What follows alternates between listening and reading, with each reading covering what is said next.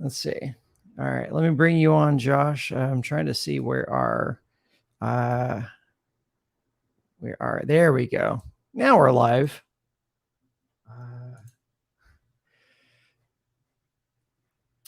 All right. Awesome. What's up, guys? Welcome in. It's the first ever Sports Map live edition.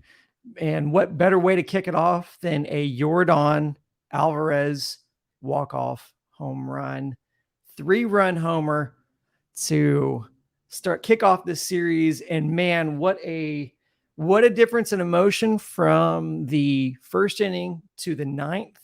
My goodness. I'm going to be joined by Josh Jordan. He's setting up. He's doing some stuff on the back end right now. But oh man, look at everybody filter in. Oh, this is awesome. This is really awesome. Yeah, no, I can't believe it. Let's try to put some of these comments up here. But my goodness, what a walk off. What a way to end it. What a way to begin the series. I'm just going to read comments, guys. Give us some of your comments here. So just pack the comment section here. First, want to kind of go back from the beginning because it can't go understated how the beginning of this thing started off, which was, my goodness, on a day in which Verlander did not have his best stuff. Man, 49 pitches through the first 2 innings and 4 earned runs. It looked dark early, my goodness. But starting in the third, you really had Yordan Alvarez start to set the tone of how this team was going to start really chipping away at this, at that lead or the deficit, as the case were. My goodness. Again, Verlander just did not have his best stuff. And on a day in which he did not, and you can grab a W, that's amazing. I'm going to bring Josh Jordan in.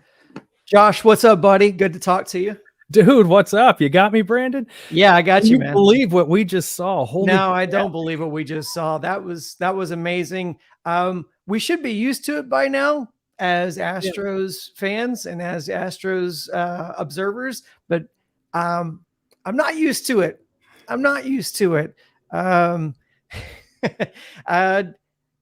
Thank you, Robbie Ray.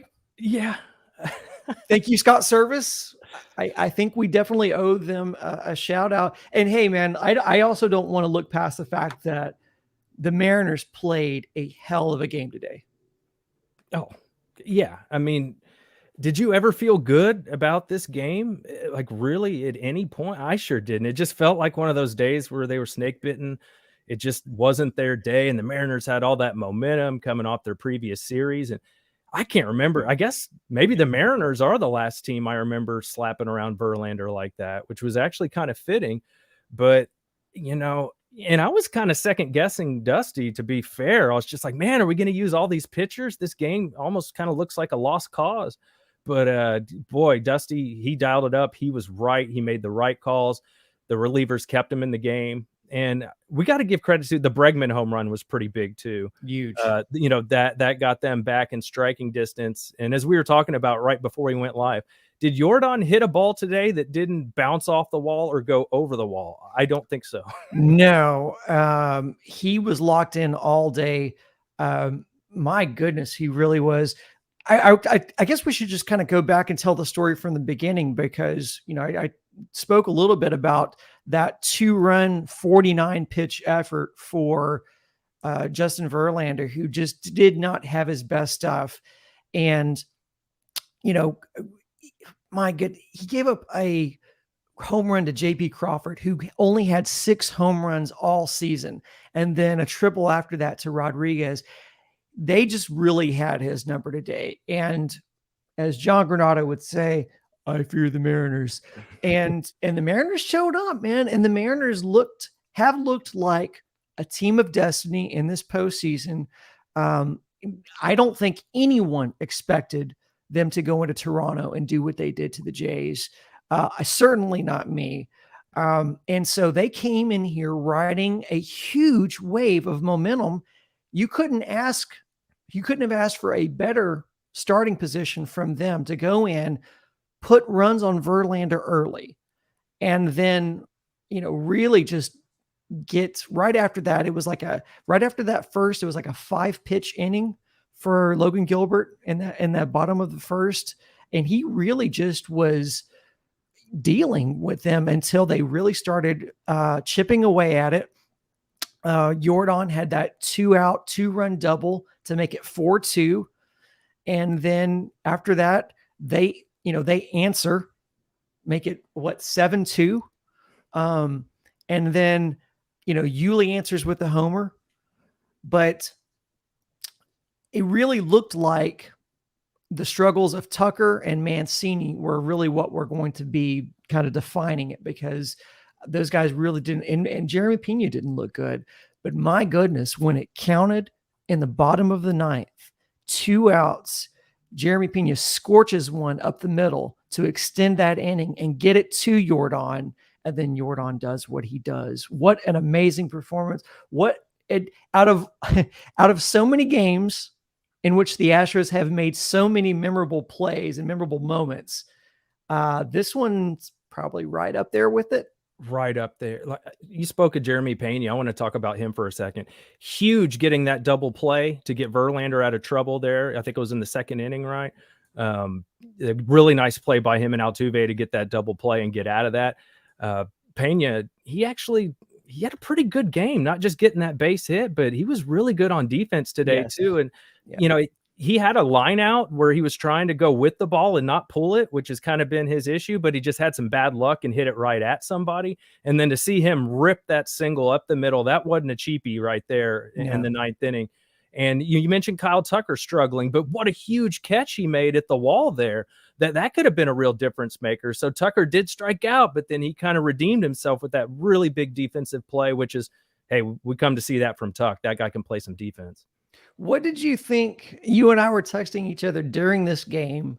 Tell me what you thought about Dusty's moves, because I will tell you, he doesn't want to know what I was saying in my house. Yeah. I gotta be we're gonna give a filtered version of it, but I will say, we were a little bit put off by the fact that, he's showing everybody, he's showing Seattle in game 1 all of the Astros' best pitchers, from Verlander to Abreu to then Hunter Brown, and then Javier.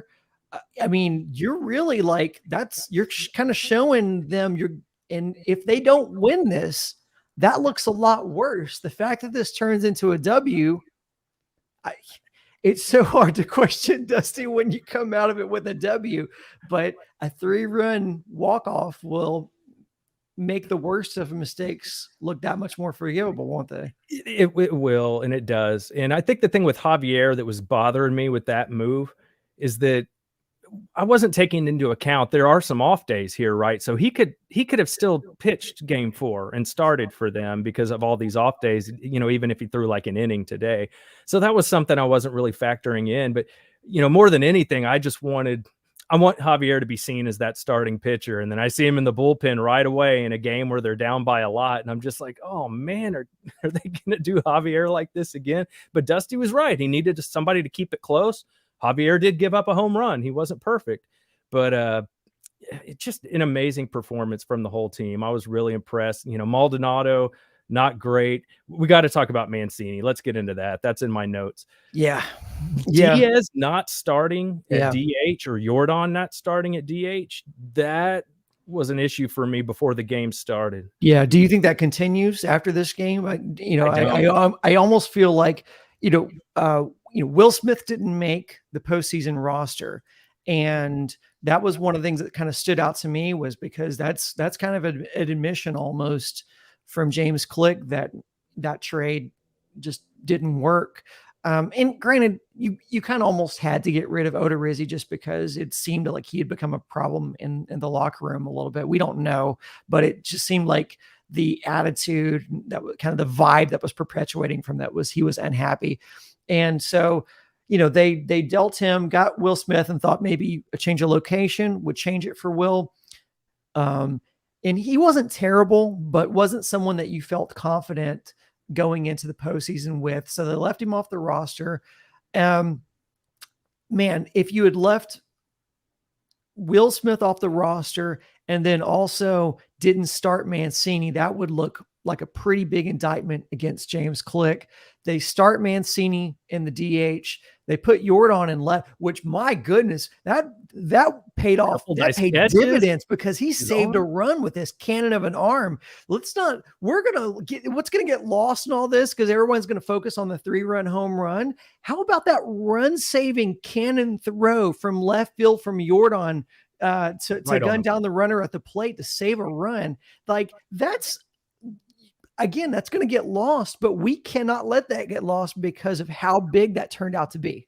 Oh, that was huge. And a lot of people were, I listen to local sports talk radio. A lot of people are like, man, I don't know if I want Yordan out there in left field, because he's still working on that ankle. He's still kind of coming back from that, but he looked fine today. That throw was huge, and back to Mancini for a second. Yeah, I almost feel like, and I texted you this, that this was his first postseason game to be a starter and play. I almost feel like Dusty was doing him a solid. Like, let's pop this guy's cherry, get him in a postseason game. He's played all these years, let him experience what the playoffs are like.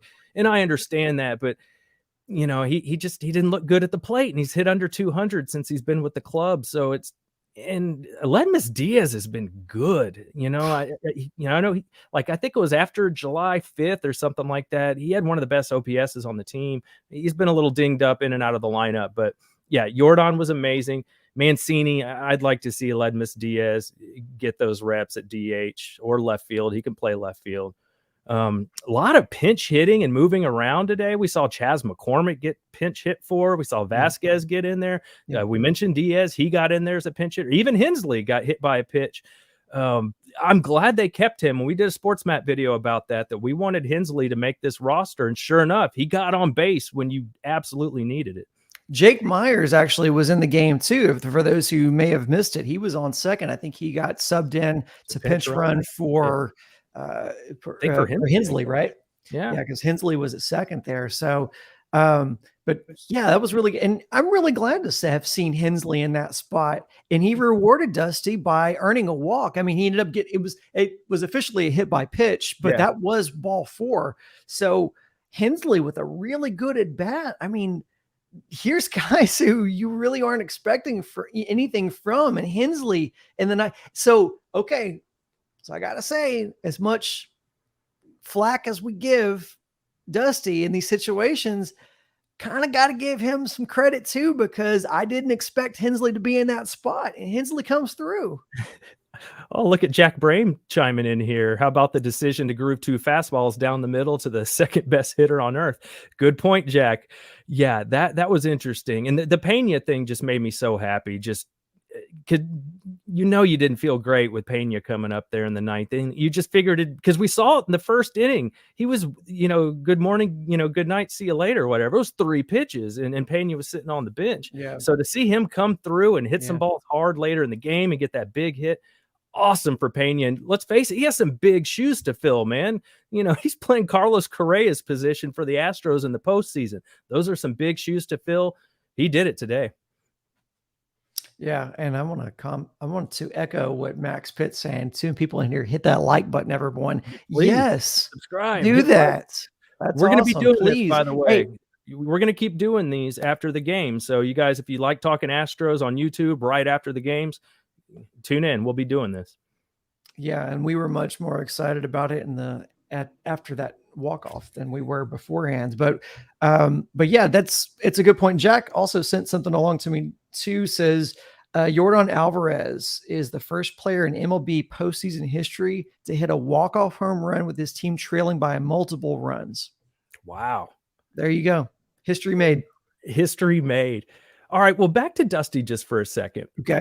I thought I wanted Verlander pulled a little earlier. It was obvious to me that he didn't really have it today. And he did come and give up a lot more runs when they had a chance to pull him. The other thing I noticed, we've talked about Will Smith not making the postseason roster, who's kind of their lefty specialist, if there is Yeah. such a thing on this team. Well, we had Maton break his hand punching a locker or whatever, so he wasn't even an Yeah. option for them.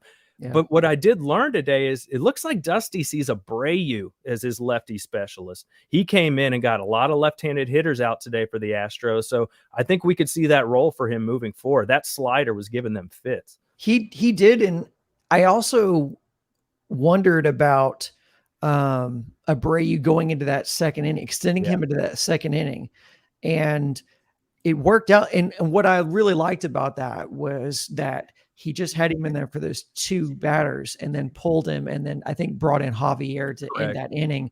And so for everything that I was so critical about during the Verlander situation earlier in the game, the moves that Justy made towards the end of the game were really the right ones. And yeah, I mean, we're going to have a conversation about Justin Verlander in the postseason too, because that is something that is becoming kind of glaringly evident, as my guy, Andy Pondillo tweeted at me. This was Brian McTaggart posted this pregame, which was Verlander's 0-4 with, and this was before the game, 0-4 with a 5.4 ERA in his last 5 postseason starts with 8 home runs allowed. And he did not help the cause today either. What do you attribute that to? Is that a case of rust? Because we talked about these 5 days could be, significant to have a lot of pitchers and batters on the sidelines. As a veteran team, I always err on the side of, hey, they could use the rest. But for a guy like Verlander, that, is this a continuation of some postseason scuffles, or was this more about he maybe on the shelf too long? He just didn't look sharp. Whatever we want to blame that on, Russ, because he looked fantastic in his last start. He just didn't look sharp. We got a comment here. The umpire had a pretty tight zone for most of the day. Yeah. Verlander, especially those fastballs, but I think that was what really killed JV was, the high fastball has been one of his best weapons all year, and he just wasn't throwing it quite high enough, I thought, today. It was just a little too low to where guys were able to square it up. And with the umpire not willing to give that high strike as much as maybe they would have liked, maybe that forced Verlander down in the zone a little bit. My one other small critique, I'd like to see Verlander pitch inside a little more. I've never seen somebody so comfortable in a batter's box looking at 97-mile-an-hour fastballs. I mean, they just look like, whatever. There's no fear of God or, whoa, this thing could buzz me. It just, Verlander's so accurate that I feel like they were just kind of looking at the outside corner, and they hit a lot of balls to the opposite field today too, which is a good strategy for the Mariners. And I was hoping for the Astros, like, let's get some guys on base. The long ball's nice, but we're down by a few. We need to score more than 1 or 2 runs here. It was very interesting to see them just kind of methodically kind of chip away at that. And it was tough to even see this coming, because it always seemed like the Mariners continued to answer back. Every time the Astros would chip away at that lead, the Mariners would, answer back with a run or 2 runs in an inning. And that was really I guess for the Astros, they've been here enough to where they know you're never out of a game. And so you just can continue to chip away. Bregman had a lot of good at bats. Jordan obviously had a lot of good at bats. There were some guys that really just were dialed. Playoff Yuli. What do you get, 3 hits today? Yeah, what a day for Yuli. I mean, we haven't seen him hit a home run. What's it been since like July? Or I mean, maybe it hadn't been that long, but it seems like it's been that long. And his was a no doubter too. Yeah, it was a no doubter. He turned on it, and it gave me shades of 2017 Astros Dodgers when he turned on it and just kind of nonchalantly, like, yep, I just crushed that, and just kind of casually flipped the bat. Nowhere near the epic bat flip that Jordan Alvarez did at the end of the game, which, my goodness, he earned that one. But yeah, Yuli and he has had a really tough season, but towards the back end of this season, he's really started to be more dialed in. And then for him today, it just seemed like every at bat was a productive at bat for Yuli Gurriel. No, I was so impressed with him. It's good, right? Because we love Yuli. We don't like to see him struggling. It's awesome to see him kind of get it together. Maybe it's funny. We talked about the rest versus rust thing with the Astros. Maybe for Yuli, a guy almost 40 years old, maybe the rest was good for him just to get his body feeling a little bit better. Yeah. I mean, and obviously everybody says playoff LaPena is back. Yeah. Man, if that is true, if playoff LaPena is back, that really does give you some confidence about how well this team can go, because one of the things that we've seen this season has been just kind of some inconsistency in the offense. We've seen, Yordan scuffle at the beginning of the season. We saw Alex Bregman scuffle at the beginning of the season, and he found it towards the back end. Really the most consistent hitter on this team all season has been Jose Altuve. I think Altuve has been the guy who's been absolutely the most consistent hitter, but Bregman's picked it up. In the second half, Bregman was insane. Towards the end of the season, you saw, Yuli pick it up. We saw Yordan very uncharacteristically go through a slump, and that's not something that we're used to seeing from Yordan. And obviously there's a lot of questions about his hand. Which hand? Was it both hands? Was it the hamate, bone, the hook bone in the hand? Was that bothering him? And so there was a lot of questions about his health. Would he be able to, be productive into the postseason? Was this going to be another Alex Bregman situation where he was going to end the season and then immediately have surgery on his, like last season we saw Bregman struggle, and then immediately, as soon as the postseason's over with, has surgery on his wrist. And it's taken Bregman a while to kind of dial back into the guy that he's been in years past. We kind of thought the same thing with Yordan, but Yordan has seemingly found it, able to lift the ball again. And then here we are. Who do you think, like pitcher wise, because, obviously, Verlander had a rough outing. Who do you credit most with being able to kind of like hold down the fort here? Abreu gave you an inning and 2/3, and he was great. He didn't give up any runs. And then I believe it was Javier that came in and punched out Rodriguez right there with 2 outs after they pulled Abreu. So that was good. And then Javier gave up the home run the next inning, right? So, yeah, not great. It wasn't that bad a pitch, but, it was just it got a little unlucky there. So, and Hunter Brown was good. And I kind of wondered about that strategy too, Brandon, because they ripped Verlander all over the yard. Yeah. And then they're like, well, let's put the guy in that throws like Verlander. Yeah. I don't make a lot of sense to me, but it worked. No, it did. And I don't think that's fair, because Verlander just did not have his best stuff today. Sammy makes a good point. That's why I kept it up on the screen here. Sammy makes a really good point, and you and I spoke about this right as we were coming on live here, which was this was big considering Castillo is going next for the M's. That's really true. You and I said the same thing, which was like, oh man, if you take an L here and you still haven't even seen Castillo, that is bad news in a best of 5.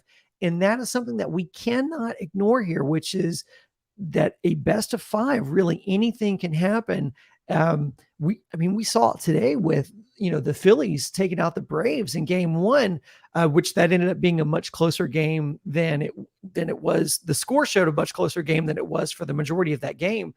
But in a best of 5, you don't have to necessarily be the best team. It's why they got rid of that in the NBA, because they wanted the best team to win, and a best of 7 tends to be where you see the best teams, the cream of the crop rise to the top. But in a best of 5, anything can happen, especially you lose game 1 at home, and then you go back to Seattle, let's say 1-1. Let's assume that they pick up the back end there.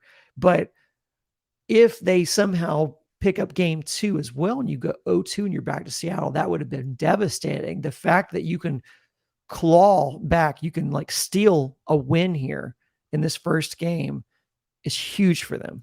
Oh, it's everything, and it's what the Astros do, right? "Oh, you got this guy in your bullpen that throws 102 miles an hour? Yeah, we're gonna ruin him in the playoffs." And they did it again, and it wasn't just him. It was several of their relief pitchers.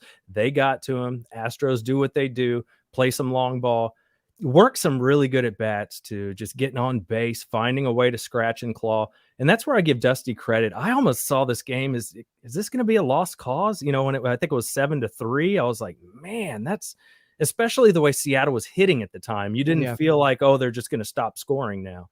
But Dusty saw, like, let me keep this thing close. And Dusty was smart, knowing they have an off day tomorrow. So we can use a bunch of our pitchers if we want to try and keep it close, because everybody gets a day off tomorrow. So good job by Dusty, not giving up on the game. Yeah. And hey, it paid off. And the flip side of this is, you know, Chris puts this comment here. This is the other side of that, is you showed them a lot of your really good arms, but they haven't seen your traditional bullpen guys yet outside of Abreu. They saw Abreu, but they haven't seen, well, and they saw Montero as well. So, they're familiar with him anyway. He's from the Mariners. Yeah, but they didn't see Presley, obviously didn't see Stanek, didn't see Neris. So some of your back end high leverage guys they haven't seen yet. So that's and again, like you're going to go up against Fromber. So that's true. They haven't seen some of those other guys yet. So it was really big to pull this W out, because now, you know, these guys can kind of piggyback on this momentum, and you're not so worried about having to run guys out there. And it's such a weird schedule. Very weird. Having that day off between game 1 and 2. But I have to just go back to some of these at bats though. You mentioned it earlier in the stream here, but I'm thinking Bregman, you know, just Bregman hitting, what was that? 2-run bomb. That was a bomb to left. Yeah. I mean, you bangs it off the wall. That really was another one of those places in which you thought, okay, like this is still possible. Like this is still within reach. And that was one thing I really applaud the batters for, was they continued to battle and kind of keep this game in reach to where Jordan could perform that magic at the end. 100%. And something we haven't really talked about. Are you surprised we didn't see Garcia or Urquidy today, just based on how the game was going for a while? Like I thought maybe one of those guys might get called in, but no. Well, I thought so.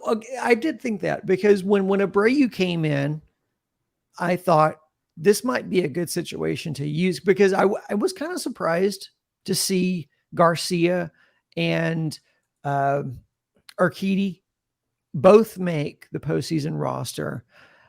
Just because I was like, man, you're going to this many starters. Now, we also don't know. We heard before the game that there's been a bug going around in the locker room. So we don't really know how that affected the decision-making. And we also didn't know right before the game that Phil Maton had broken his hand.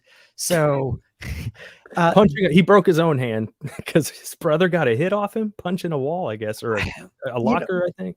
Yeah. I think he probably just made the decision easier for them. I think that was a good excuse to do it. We did a video on this. Paul Gallant and I did a video week before last or last week about who was going to get left off the postseason roster as far as pitching goes.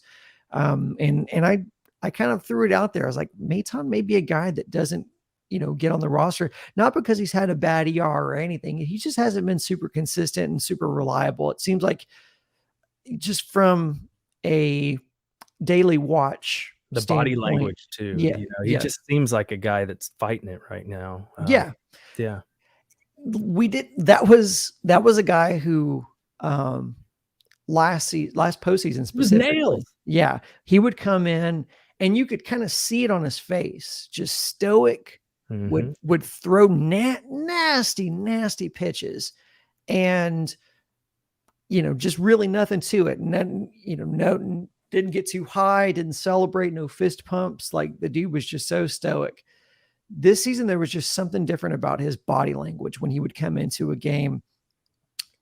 He really looked like he was timid or something in the face. I don't know. There was something in the face, the body language that just didn't look right to him.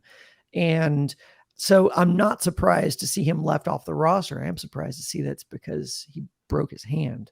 Yeah, punching a locker. And you could argue that was a meaningless game. And our commenter right there, I was about to mention that he did have the, immaculate inning this year. Yeah. He had some nice performances, but he's just fallen off a little bit. But that was weird that he got so upset over that game, because it was kind of a meaningless game against the Diamondbacks. Everything was locked up, but he did give the hit to his brother. And then he was trying to make an impression on the Astros, like, hey, include me on the postseason roster, right? And he didn't pitch very well. So maybe that's what really frustrated him. That maybe he felt like he blew his opportunity. I think that's much more what it was. I think he thought maybe he was on the fringe, like he was a marginal, roster spot, and that going in there, having to be pulled out of that game, and not being able to finish off the inning, the hit he gave off to his brother, it's whatever. But I do think that I think the same way. I think he was thinking, this is my performance. This is my audition to get into one of those final spots in the bullpen. And it just didn't go well for him. So he kind of takes the decision out of Dusty's hands, maybe makes it easy for himself to take that bad news, because he's like, well, I can't even be used now, so I won't have to be told. Let's read some of these comments here as we're kind of going to see. Jordan does his thing. Who did it better, Mayton or Giles? Yeah, I've seen a lot of Ken Giles comments on Twitter today.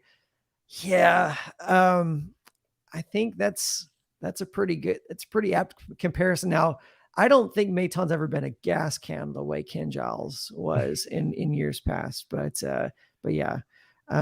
We see Mariners are good, not great. Let me just tell you, I had this conversation with a friend of mine before this series started.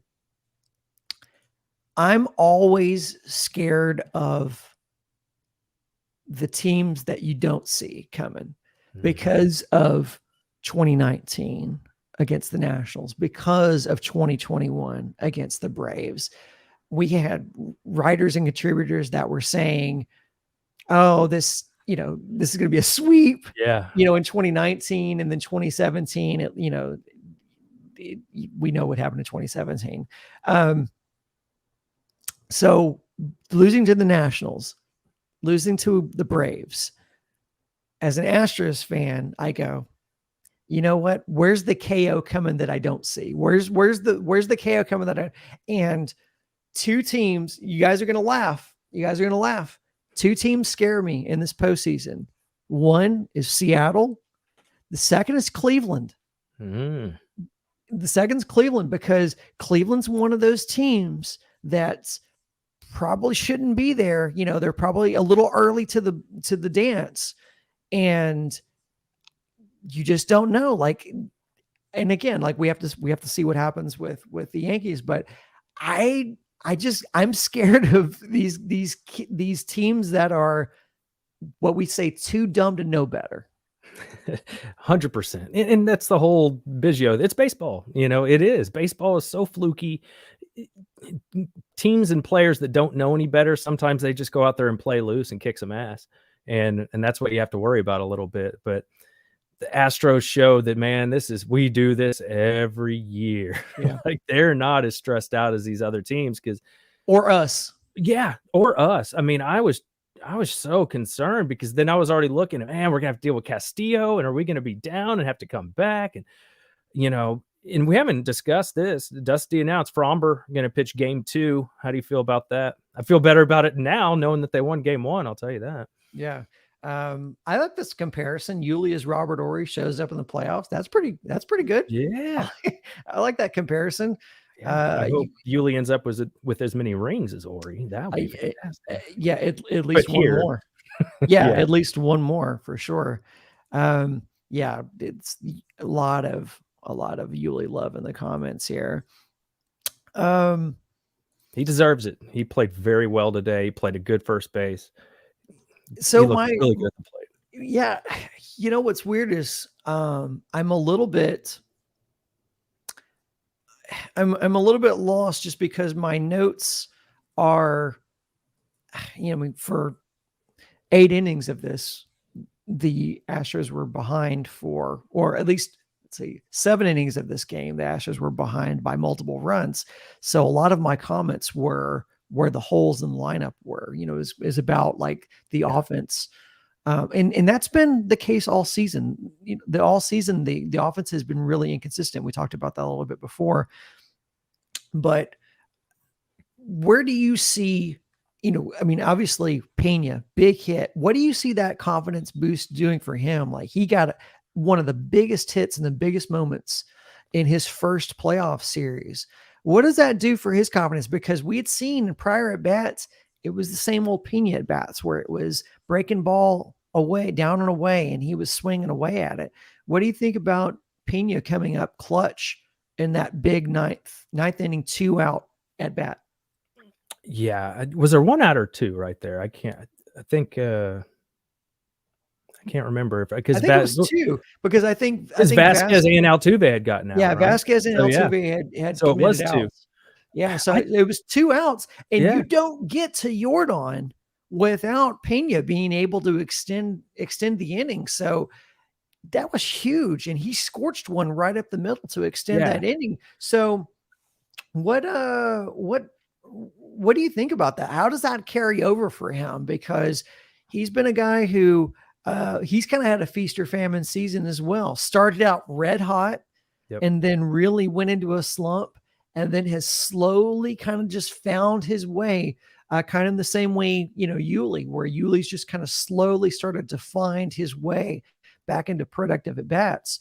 What does this do for him? Like his confidence being a rook and having that sort of clutch hit in the bottom of the ninth with it 2 outs with it all on the line. What does this do for him? It's huge. And I think a lot of that confidence in the box was built on how well he played on defense too. Like he had a really good game. Remember that tag out he had on the throw out? Was it Schmidt or Vasquez at the time? Great call out. He blocked the bag a little bit with his foot and nailed a nice tag there. Like I said earlier in the game, he had a big double play where he had to make a tough play and flip it to Altuve. They got the double play, got out of the inning. So I think he kind of built off that, and he's starting to hit the ball the other way. He's not trying to yank everything as much, and that's what he has to do. Because if you watched his first couple of bats, they're like, we're going to throw inside at about 97 miles an hour, and if we don't get it called a strike, that's fine, because then we're just going to throw 3 curveballs or sliders in a row, and he's going to chase them. And that's what happened his first at bat. He struck out on 3 pitches, but he was like, okay, if this is how you guys are going to pitch me,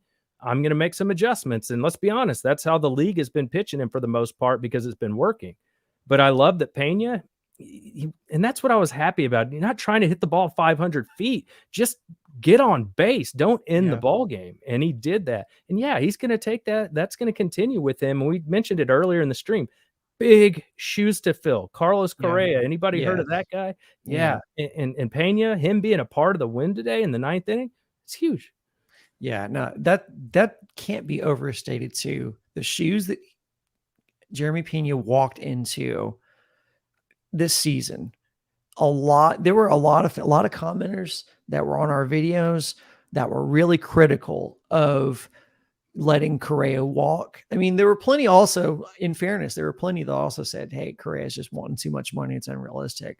But a lot of criticism in how Jim Crane handled it with, him reportedly ghosting Scott Boras and Carlos Correa, trying to counter offer. And so there was a lot of criticism on that. And there was a lot of understanding too. There was plenty of people who said, hey, that's too much money for Pena. But too much money for Correa. But here's Jeremy Pena, in a critical situation. He hit, if I'm not mistaken, hit the same amount of home runs as Carlos Correa this season. I think 22. And but his production came at 1/50th of the price of Carlos Correa's salary. So for the Twins, it wasn't some, magical move for them. They led their division for most of the year and then fell off at the end and missed the postseason altogether. And here are the Astros once again, plugging and playing, taking a guy, like they lose another star player. They've lost George Springer. They've lost Garrett Cole. They lost Uncle Charlie. And we're not even talking about Uncle Mike. Uncle Mike too. That's exactly, I was going to say, because it reminded me, you lost Uncle Mike for the postseason. They've lost Verlander in previous postseasons as well. Lost McCullers and Verlander. They didn't have McCullers or Verlander last year because they lost McCullers in the White Sox series. And they lose these pieces, continue to plug and play in a way that's just really unheard of in today's game, because you look at the unevenness or the parity that exists in MLB, you really don't see teams with sustained success. And really there's two teams right now over the past 5 years that really have that sustained success, which were their 2017 World Series participants, which are the Dodgers and the Astros. Those are the two teams that have really had sustained success, deep postseason runs. And in the case of the Dodgers, have a highly thought of farm system. The Astros farm system, really not that well revered, and yet somehow continue to pluck guys from it. Here's Hunter Brown. Remember Keith Law? Remember Keith Law telling us how Hunter Brown wasn't that dude? Yeah. Keith Law told our host on 97.5 that he was going to be a bullpen guy. He had too many walks. Over 4 per game, he says. Or 4.5, I think. Yeah. And that Hunter Brown wasn't going to be anything special. Okay. Like old takes exposed, bad takes exposed. Here's a good one. I mean, Hunter Brown's just what the doctor ordered to solidify this bullpen. And how about him coming up in September call-ups and then making the roster? It's incredible. And he's pitched so well, given those opportunities. We saw him get in some trouble and get out of it when he got some bullpen opportunities with the Astros, which is what you want to see. I remember that game, he load the bases with no outs, or there were runners on first and third. He ended up getting out of the inning without giving up any runs. One of his last appearances in the regular season. So I'm really impressed with Hunter Brown. He came out today. The other thing I like about what Dusty did, he got a lot of guys that have never played in the postseason before experience today. Yeah. You got Hensley in there, Mancini got to play, even though he wasn't good. A lot of guys, Hunter Brown, guys that hadn't pitched in the postseason, they got that look today. And I saw one of the comments talking about Bregman. Absolutely. The other great thing about Bregman is not just that big home run, his ability to have such a good eye at the plate, make sure he's getting quality strikes. If it's not there, he'll take the walk and Tucker will go up there. Tuck didn't have a big day. He had one hit. We're giving Pena all this credit. I believe he only had one hit today, but he had 3 good at bats. He just ran into some bad luck. So that's what you want to see there. And like I said, I like Dusty using a lot of guys because, a lot of these guys get their nuts up in their throat in their first, postseason appearance. Today was a good day to dip your toe in because you were leading. You weren't leading, you were behind. So it was just kind of like, man, I'll give it my best effort, but we're down by a lot. So you might play a little tighter if you're trying to hold a 1 or 2 run lead. But, when you're that far behind, you can just kind of play loose and be like, we're going to come back and try and win. If we don't, we don't. Nobody expects us to win this game anyway. We're down by too many runs. I'm a firm believer in MLB about momentum. Yeah. Not from a game to game basis or even a series basis. I just mean from big picture. I think there are teams that are built for it, and I think there are teams that are not. And I think what's scary is you always have one team that will defy that and will break out and have a deep run. But more often than not, teams, you hear about it a lot in sports. Teams have to learn to win, and there's no team in the AL that's better pedigreed with winning than the Astros. And one of the things that I really think about, going to your point here, one of the things I think is so beneficial for them is to get these young guys exposure, bring them along and allow them to draft alongside the veterans and experience winning, because it's such a big deal for these guys to understand the game's not out of reach. Elite is never safe. And that postseason ball, the ball bounces in weird ways sometimes. And every at bat counts. And the game, what the score is in the fourth inning has nothing to do with the score is in the bottom of the ninth inning or even into extras. And I think it's so, going back to your point here, it's so beneficial for the Astros to be able to, and let's give Dusty credit, Dusty getting these guys experience in big situations in which, okay, the Mariners have a multiple run lead, but go in there and just do what you do. Just hold it down. Don't give up another run. Don't just keep us, allow us to tread water. And then, let's see where the cards fall. A lot of examples of that today. We had, we saw Javier come in. Javier gave him a solo home run, but really locked it down after that. Abreu locked it down. Hunter Brown locked it down. Montero locked it down. That was so critical because of how many runs you had given up early in the game. And for those guys to be able to buoy your offense, to be able to get to a place where the bats could heat up and could hit some timely runs for you. Big time. I love Hensley getting in there, a 2-run game in the ninth inning postseason. And he worked what you said. It was really a walk, but they ruled it a hit by pitch. But he worked that at bat. He got on base. He gave them a chance. I mean, and his OPS is over 1,000 in the limited amount of time that, he's been with the ball club.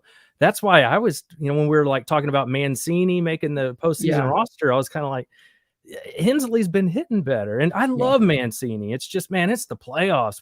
Guys got to get hits. Mancini hasn't hit over 200 since he's been here.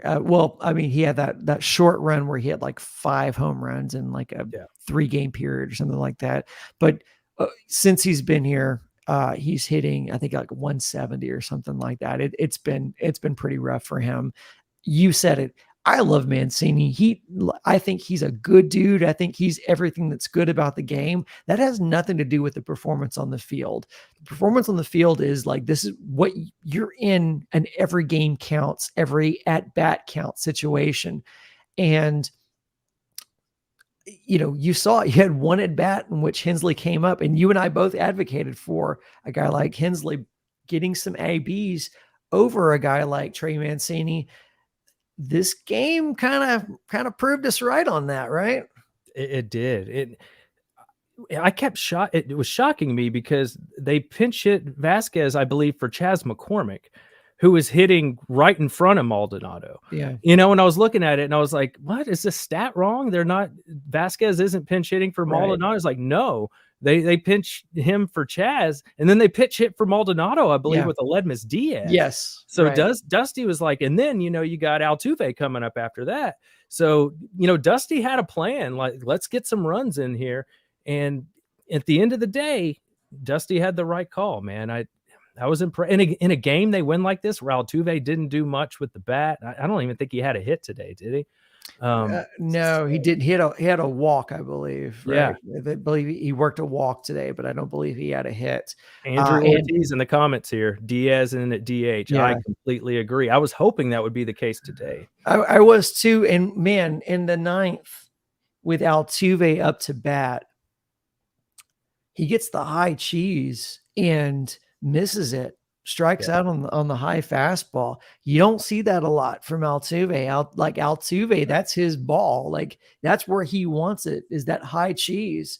And it was 92, 93. It wasn't a 98-mile-an-hour fastball. That's prime Altuve. I mean, I mean, being an Astros, follower, everything looked like it was setting up for, okay, here comes Altuve Yep. to come save the day as normal and with his normal dramatics. But that wasn't the case. That wasn't the case today. I think, I trust in Altuve to be able to, to He's the tighten man. it up, and he'll have better It's at one bat. game. Yeah. But as Heather points out, Altuve with the good defense today as Yes, well. him and Pena both. They Yeah, really saved some runs there, especially what was it, the second inning when Verlander had given up some runs, was in even more trouble. So yeah, that was big to get out of that. The other thing I noticed about Verlander, velocity early, I saw him hitting like 98, but when we were in the fourth inning and he was already at 70 pitches, I was seeing the velo down around like 92. yeah. Um, I'm glad you brought that up because early in the game too, you could tell he was overthrowing. mm, But we always um, put that on adrenaline and nerves and stuff like that. sure. He was overthrowing, but even the stuff that he was overthrowing that it was high in the zone was only really hitting around 94. Yeah. And so you think of a guy like Verlander, when he gets the juices going, that's a guy who's regularly hitting like 97, 98. Yep. And if he were hitting 97, 98 and throwing it high, you go, okay, well, he's just really. I was with you. I was kind of concerned with the velo Yeah. at the beginning of it because he was overthrowing and really only hitting around in the 94, 95 area. He had That's to use a lot of energy early too. yes, yeah. So that does concern me. I thought maybe once he had a few innings under him and maybe the adrenaline had worn off and he's tired, it looked like he was kind of grooving back into it. Yeah. Like he started having some better at bats. And then, they just start teeing off on him again. He gives up another 2 runs. And you and I were texting each other like, what the hell? Like, take this guy out of the Can we game. take him out? Yeah, I thought they were going to. Yeah, I thought they were going to go a little earlier, and they didn't. But that's Dusty being a player's coach. We know Yeah. that he's a player's coach, and so that's his vet, that's his ace. That's the Cy Young winner, assumedly. And he looked a little pissed coming out after 4 innings. Maybe it wasn't because he was being pulled, just he wasn't happy with his performance. I think that's what it was too, because we saw the replay in the dugout where after his last inning, Dusty walked up to him and kind of patted him on the chest, say, "Hey, bro, you're good for today." And JV kind of gave him a, "Okay, you got it." Yeah, he knew he didn't have his best stuff. He knew he didn't have it, and so I know that's what I attribute it to. I attribute it to he was mad at himself. He knew he didn't have his best stuff today, and How good does he feel right now? I think it's relief. Yeah. But outside of 2017 in the ALCS with the Yankees in New York, I'm having a hard time struggling to think of a time in which JV's really had a dominant postseason performance. And they need him. They need him. I know they have depth, but you can't come this far along and then all of a sudden JV not be a factor. Like, they need him to do what he's known to do in the regular season, which is shut this down. In my head, I kind of thought maybe he, no hits it into the 5th again or something like that because of just how dominant he's been over his last few starts. For some reason, I kind of had a bad feeling going into this game. I don't really know why, but I did. But like you, I was expecting a lower scoring game. But once they got to Verlander early, I was like, that's out the window. Yeah. So, but I think he'll be okay. It's Justin Verlander. But you're right. You want that Cy Young, JV, in the playoffs, and that's fair. David says, "Hey, Carlos, see, how's the view from the game from your Dior couch?" It's still probably comfortable. It's probably still comfortable. Correa got his ring. Would he still love to be playing? Yes. Money's great too. We'll see how that all turns out. I I don't know that he's going to get the money that he thinks he deserves, but I wish the best for him. Like, we had a lot of great years with Carlos Correa here, so I have no ill feelings towards him at all. Him and George Springer both had to go chase that money. I have no ill feelings towards them at all. Go do you, go get that bag, go get that generational wealth. On the other hand, Jim Crane takes a lot of flack from our comment section. Yeah. Calling him cheap, saying he won't spend the money. I don't know where you want this man to spend this money on, but he spent it on Yordan, so we got to give him credit for that. That was smart. but that was a deal. Yeah, it was a great deal. That was a deal. Yeah. Like that's not Garrett Cole money. No. And it's far lower in AAV than what the Twins gave to Correa or what the Blue Jays gave to Springer. So I don't know where you want this man to spend this money. And I'd also say too, you might want to wait till this offseason to reserve judgment, because there's going to be a lot of holes to fill in this lineup. This is Yuli's last year under contract. Brantley. Yeah, he's a free agent. Aledmus Diaz is a free agent. Yes. There's a lot of these guys. We did a whole list of them the other day on a Sports Map video. So there are going to be a lot of holes to fill. They're going to have to spend some money. I don't know if they're going to re-up guys or look outside, but they're going to have to add to the squad. That's for sure. And center field, maybe that's something they look at. If Jake Myers can do something this postseason to give you a little bit of assurance he can be that guy, but you just hope it's not fool's gold. And, like at the trade deadline, they didn't really do anything with center field. And that's one of the spots on the team where it's not great. But I will say Chaz has been playing really good the last month or so of the season. So, credit to Chaz. He got a hit today. I think he got the first hit of the game, didn't he? He did get the first hit of the game. Yeah. Doing what he does, which is always hitting it to Oppo. Yeah. Hitting it Oppo. That is Chaz's MO. But, and I think a lot of people too, a lot of fans looked at Dubon making the roster and said, oh no, is Dubon going to be? But with McCormick out there, Dusty talked about, we need offense. And he was right. Look what the score ended up being today. Right. Exactly. Yes, absolutely. And let me ask you this. Are you surprised, given the trajectory of the season, given the trends of the season, are you surprised to see the Astros to be able to come out on top of a slugfest like this? Yes, but only because they're so streaky. Like they would score 10 runs and then we wouldn't expect them to score much the next game. They was kind of like that for the regular season. They'd blow it out, but then after that, you'd be like, where are the runs? Then they'd lose 1-0 the next day very often. So I don't think that's going to be a trend here in the postseason, because this was the Astros had to score these runs to win the game. It's not like they got all these runs and ran off and hid. They were coming back the whole time, man. So I didn't expect a higher scoring game, but more of that was because it was Verlander pitching too. You usually don't see these blow up games like that, but and Logan Gilbert too. I just thought between those two guys, I thought we'd see a lower scoring game, but that's kind of the magic. I don't want to be too cheesy about it. It's kind of the magic of postseason baseball is you really don't know what to expect, and you get something different. And I mean, come on.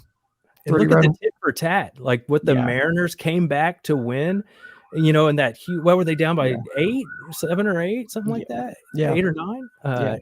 And then they come back and win that game, and then they go play the Astros and they cough up a big lead like that to Houston. Oh, I like that poetic justice. No, that is really good. I think I think what's interesting out of this is to see the fact that the Astros still can score that many runs. And I'm with you. And I guess I'm also kind of glad superstitiously that they didn't get to 10. That always seemed like the jinx during the season was getting that 10, and then, they couldn't score or would lose the next game. But 9. Yeah, I think the same thing, which I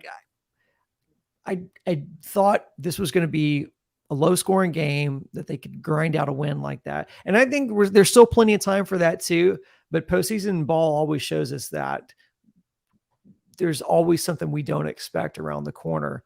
And you're going to see it. And this was one of those where, JV versus Gilbert. And then here we are.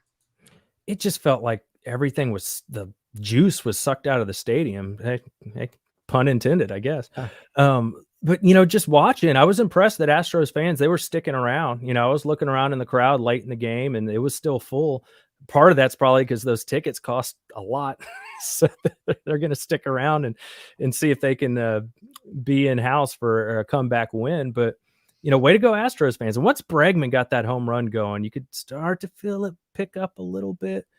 And the one thing, we can't count on Yordan to smash down the wall or hit it over the wall every time he steps into the box for the rest of the series. So hopefully Tucker, Altuve, maybe they're the heroes in the next game. That's true. I mean, I hate to even bring up last year, but Yordan was the difference in the Astros getting past the Red Sox and going on to the World Series. And then once he stopped hitting, that was also the difference in them not being able to close the deal. So, yes, some other guys are going to need to figure it out. But we got the guys to do that. Yeah. Bregman looks good. Altuve's got all the history in the world to say that he can do that. Again, that's why I think the hits or the at-bats from Jeremy Pena and David Hensley are so invaluable, because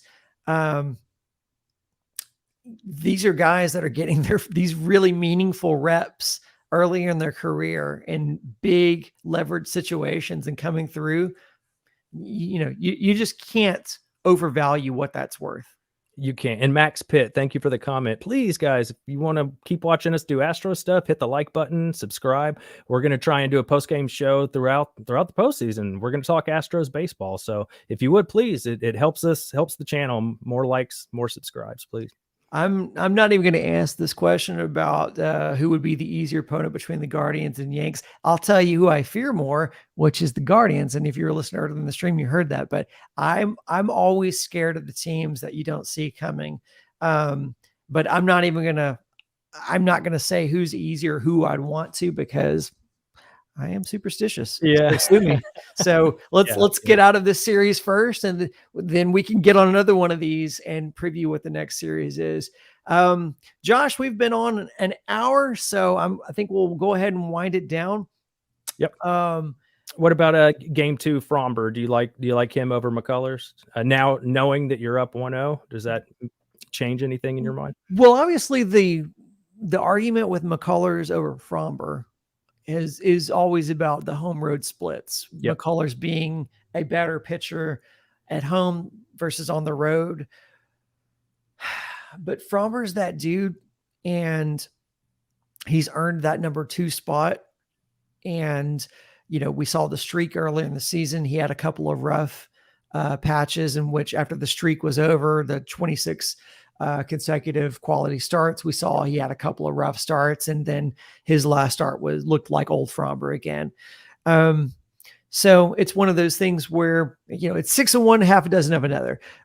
Do I think Fromber has earned the number 2 start? Sure. Do I know if it's the smartest? I don't know.